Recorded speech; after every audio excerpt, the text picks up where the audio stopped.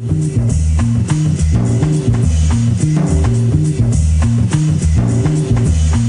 tuviéramos tiempo, yo me iría a una serie de inconsistencias que yo detecté entre el fallo final del martes pasado y los fallos previos del tribunal en relación con la propia elección presidencial.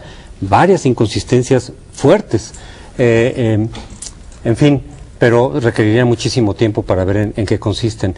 Yo diría que de todas maneras lo que sí tenemos hoy por hoy es, por un lado, un resultado tan cerrado que muchas de esas inequidades que el propio tribunal reconoció podrían, en ciertas circunstancias, y lo hicieron en elecciones pasadas, como la de Tabasco, en donde se inauguró esta causal de nulidad abstracta, ser determinantes. Por ejemplo, se dice, la injerencia del presidente fue indebida y estuvo a punto de provocar la anulación de la elección.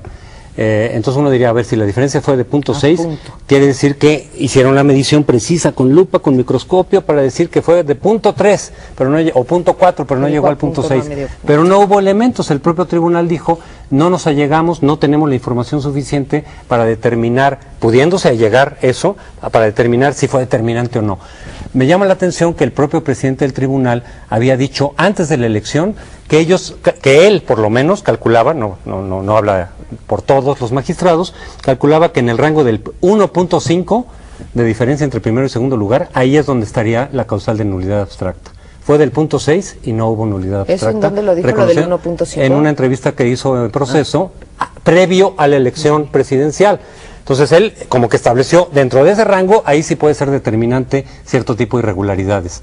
Fue de 0.6 y todo llevó a que no era determinante sin estudios previos. Mi hipótesis es de que si la mayoría de los magistrados, se había manejado la versión de que algunos estaban por la nulidad, la minoría, y otros por la validez. Si se toma la mayoría y se decide ir por unanimidad para no abrir flancos en estas circunstancias tan delicadas, determinan la validez y entonces dicen no nos alleguemos de más información porque nos va a llevar a una situación muy difícil, es mi interpretación, es mi tesis, desde luego, de que si nos allegamos de la información va a ser muy difícil explicar por qué validamos, porque si hacemos un estudio especializado de las empresas que miden el impacto de la publicidad, nos puede decir que es del 2%, y si estamos en el rango del 0.6, luego ¿cómo explicamos que no anulamos? Ese es mi punto de vista.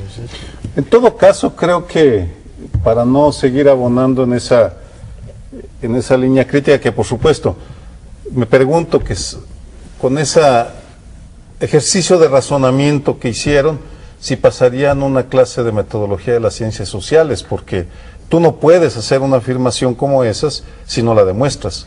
Es decir, ¿cómo se puede asegurar que no impactaron las irregularidades sin demostrarlo?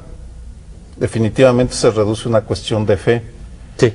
Y fe es lo que el TRIFE cayó en la categoría de las instituciones a las que se les tiene o no se les tiene fe. Vamos, lo cual es una de las tragedias de esta elección, que una tras otra, como soldaditos de plomo, fueron cayendo en esa vorágine en la cual al final pues tienen sus partidarios y sus detractores, pero no existe un criterio objetivo que permita decir que la FEPADE existe. ¿Existe o es algo etéreo que flota en el ambiente? Nadie lo sabe. Si el Consejo General del Instituto es un bello adorno. O si es un lindo adorno muy... Pues no hagamos ese tipo de... No, sí se puede hacer, ¿cómo no? Para mí ellos. es una institución que no se vio y que no cumplió con su tarea. No en sus cualidades. Esa es mi opinión. Bueno, es etérea, simplemente existió, pero no cumplió con su tarea. Perdóname. Igual que el IFE es otra historia. El IFE fue errático. Sí existió, indudablemente. Fue errático, pero también hay que dudar, o se abre la duda, y ahora el TRIFE. Y pues esa es una de las tragedias, porque eso ayuda a la polarización, porque entonces, ¿en dónde está el árbitro? ¿Quién va a mediar? ¿En quién vamos a confiar si nos quedamos con la duda? En ese terreno adquiere relevancia la petición para un recuento ciudadano de los votos, que lamentablemente el IFE decidió